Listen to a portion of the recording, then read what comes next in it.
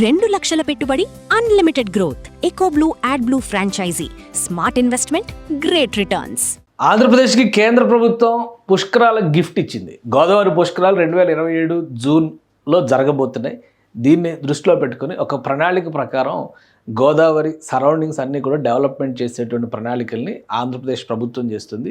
తెలంగాణలో గోదావరికి, అలానే మహారాష్ట్రలో కూడా ఏర్పాట్లు జరుగుతున్నాయి. అయితే ఆంధ్రప్రదేశ్లో ప్రత్యేకంగా పోలవరం ప్రాజెక్టు నిర్మాణం జరుగుతున్నటువంటి ప్రాంతాల్లో ఒక బంపర్ ఆఫర్ 840 కోట్ల రూపాయలు వ్యయం చేసేటువంటి రోడ్ ఇన్ఫ్రాస్ట్రక్చర్ని డెవలప్ చేయడానికి కేంద్ర ప్రభుత్వం గ్రీన్ సిగ్నల్ ఇచ్చింది. ఈ మాట కేంద్ర మంత్రి నితిన్ గడ్కరీ స్వయంగా ట్వీట్ చేశారు. అందులో ఉన్నటువంటి విశేషాలు ఒకసారి మనం చూద్దాం. ఇది ఆంధ్రప్రదేశ్కి ఆయన ఇచ్చినటువంటి బంపర్ ఆఫర్ అనమాట. ఎందుకంటే ఆంధ్రప్రదేశ్లో పుష్కరాలు, ముఖ్యంగా గోదావరిలో పుష్కరాలంటే రాజమండ్రి దగ్గర మునగాల్సిందే నీళ్ళలో అనేటువంటి ఒక సెంటిమెంట్ ఉంటుంది. సో ఆ పరిసర ప్రాంతాలన్నింటి కూడా కిటకిటలు ఆడిపోతూ ఉంటాయి. దాదాపు 2-3 కోట్ల మంది భక్తులు ఒక ఆంధ్రప్రదేశ్లో గోదావరి పుష్కరాలకు వస్తారని చెప్పి అంచనా వేసిన మొత్తం 5 కోట్ల మందికి తగ్గట్టుగా ఏర్పాట్లు చేయాలనేటువంటి ప్రణాళికతో రాష్ట్ర ప్రభుత్వం ముందడుగు వేస్తుంది. ముఖ్యమంత్రి చంద్రబాబు నాయుడు 2 రోజుల క్రితమే గోదావరి పుష్కరాల ఏర్పాట్లపైన సమీక్ష చేశారు. మిగిలింది 10 నెలలే, వేగంగా పనులన్నీ ప్రారంభించండి అని చెప్పని సంకేతాలు ఇచ్చారు. దానికి తగ్గట్టుగా కేంద్ర ప్రభుత్వం ఇచ్చినటువంటి గిఫ్ట్ ఇది.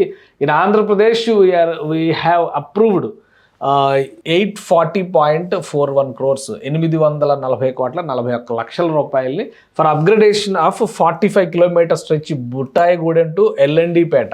ఎల్ఎన్డిపేట అంటే లక్ష్మీనారాయణ దేవిపేట అని చెప్పని అంటారు. అక్కడ ఎల్ఎన్డిపేటగా పాపులర్. ఇక్కడ పట్టిసీమ నుంచి కొవ్వూరు వరకు ఉన్నటువంటి sections NH 365 BB2 2 lane with paved shoulders configuration. అంటే 2 వరుసల రహదారిగా పూర్తిగా దీన్ని అభివృద్ధి చేయబోతున్నారు. అలా అభివృద్ధి చేయడం వల్ల కలిగేటువంటి అడ్వాంటేజ్, ముఖ్యంగా ఫాస్టెస్ట్ యాక్సెస్ కింద మనం దీన్ని చూడాలి. ఒకసారి లొకేషన్ పరంగా చూస్తే ఇక్కడ మీకు పోలవరం నుంచి మనం డిస్టెన్స్ చూస్తే బుట్టాయిగూడెం, ఇది కంప్లీట్ బార్డర్ అనమాట. తెలంగాణ ఆంధ్ర బార్డర్. జీలుగుమిల్లి, దమ్మపేట ఇవన్నీ కూడా ఏమో గుండవల్లి, ఇవన్నీ ఏమో తెలంగాణ ఖమ్మం జిల్లా పరిధిలోకి వస్తాయి.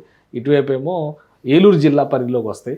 అటుపక్కన చూస్తే ఇటు నదికి అవతల పక్కన చూస్తే కనుక పోలవరం జిల్లా పరిధి వస్తుంది అనమాట. సో ఇది మొత్తం యాక్సెస్ అంతా కూడా అన్ని ప్రాంతాలకు కూడా సరైనటువంటి రాకపోకలకి అవకాశం కల్పించేటువంటి మార్గం అవుతుంది. అందుకనే దీన్ని ఎంచుకున్నారనమాట. ఇటు కొవ్వూరు దగ్గర ఉన్నటువంటి రూట్ మీరు అబ్జర్వ్ చేస్తే కొవ్వూరు అనగానే మళ్ళీ రాజమండ్రికి అవతల గట్టు వైపు నుంచి వచ్చేటువంటి కొవ్వూరు, ఇటువైపు కనెక్టివిటీ వస్తుంది.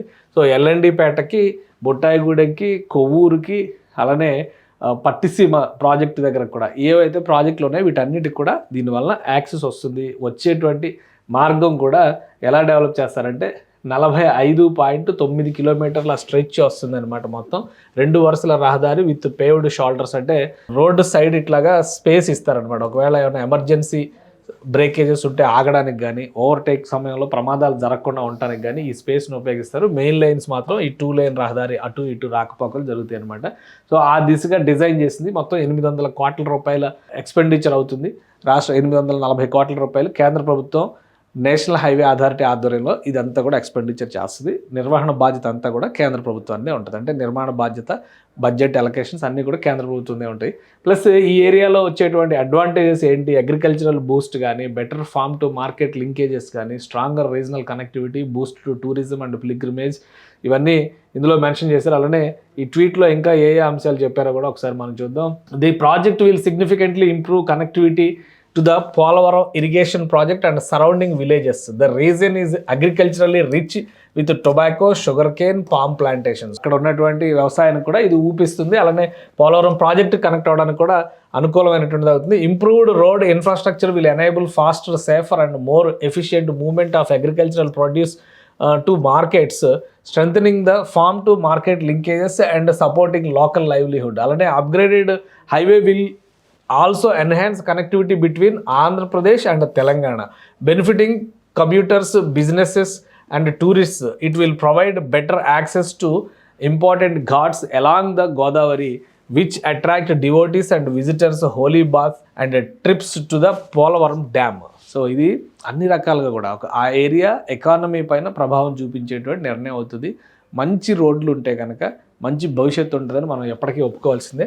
ఇప్పుడు కేంద్ర ప్రభుత్వ ఆధ్వర్యంలో ఇది నేషనల్ హైవే పరిధిలోకి వచ్చేటువంటి మార్గం కాబట్టి నేషనల్ హైవే 365BB కాబట్టి కంప్లీట్గా దీని డెవలప్మెంట్ రెస్పాన్సిబిలిటీ కేంద్ర ప్రభుత్వం తీసుకుంటుంది. అలానే 2027 పుష్కరాలకు రెడీ చేస్తామని చెప్పని ధీమా వ్యక్తం చేస్తుంది. The development of this stretch will further strengthen regional connectivity and facilitate smoother movement of pilgrims and visitors during the Godavari పుష్కరాలు ఇన్ 2027. అంటే కేంద్ర మంత్రి స్పష్టంగా చెప్పేశారు గోదావరి పుష్కరాలకి దీన్ని అందుబాటులోకి తీసుకొస్తామని చెప్పని. కాబట్టి డిలే అవుతుంది, ఆ 800 కోట్లు ఎప్పటికీ అవుద్ది అనేటువంటి మాట లేదు. గోదావరి పుష్కరాలు దృష్టిలో ఉంచుకునే giving a major Boost to agriculture, tourism, pilgrimage, trade and socio economic development across the region. So వీటన్నిటిని దృష్టిలో పెట్టుకునే చేసినట్టుగా నితిన్ గడ్కరీ స్వయంగా ట్వీట్ చేశారు. సో ఈ రూట్ వైజ్గా మనం చూస్తే కూడా లొకేషన్స్ వైజ్గా చూస్తే ఇవన్నీ చూడండి, ఇక్కడ లొకేషన్ క్లియర్గా కనిపిస్తుంది. ఈ లొకేషన్ పోలవరం దగ్గర నుంచి వచ్చేటువంటి ప్రాంతం బుట్టాయిగూడెం.